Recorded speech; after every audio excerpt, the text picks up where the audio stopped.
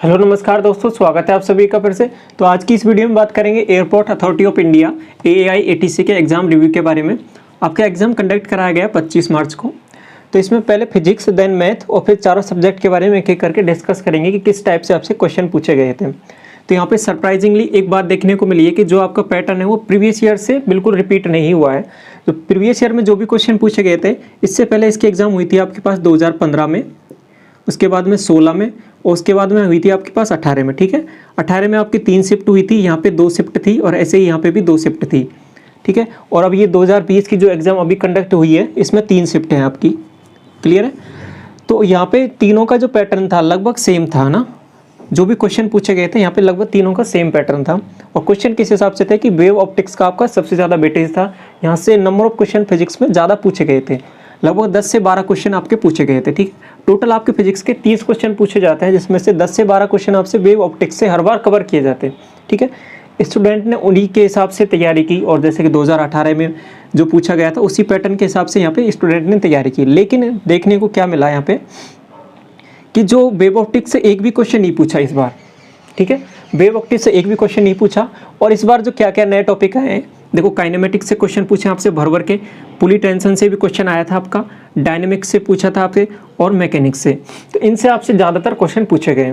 तो और wave optics जो कि पिछली बार से ट्रेंड में चल रहा था, वो उससे आपसे एक भी क्वेश्चन नहीं पूछा है। एक चीज़ यहाँ पर ये हो गई।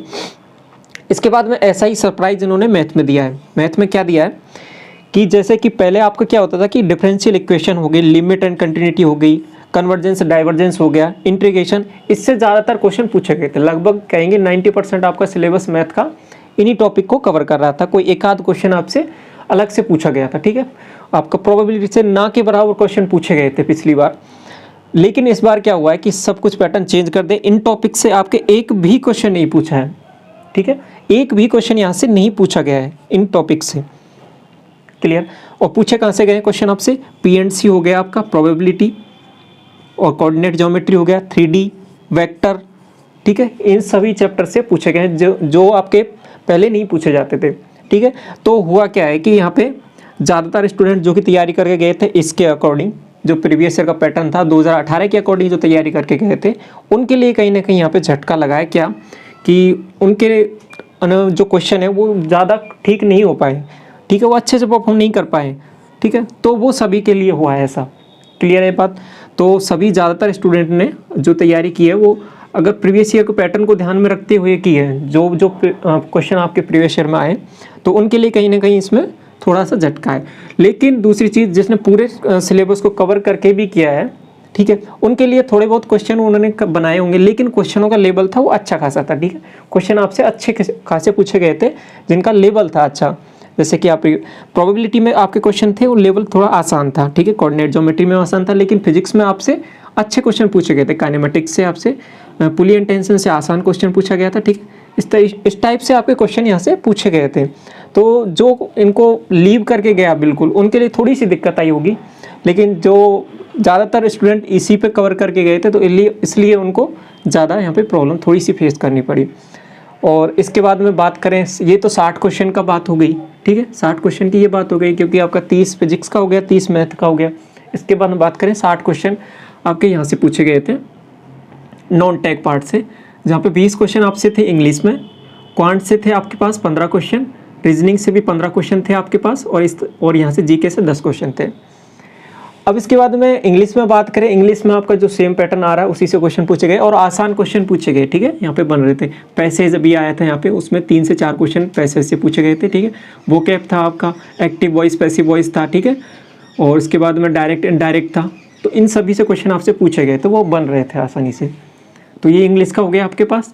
अब क्वांट की बात करें, क्वांट में ज़्यादातर क्वेश्चन आसान थे, कोई एक आध क्वेश्चन, 1 या 2 क्वेश्चनों को कहेंगे थोड़े अच्छे क्वेश्चन थे। ठीक है, जिनमें थोड़ी सी कैलकुलेशन थी, 1 या 2 क्वेश्चनों को कहेंगे। और ऐसे ही रीजनिंग में ज़्यादातर क्वेश्चन आसान थे। एक आपके पास सिटिंग अरेंजमेंट का भी था, राउंड टेबल आपके पास दी हुई थी, तो उस हिसाब से बैठाना था।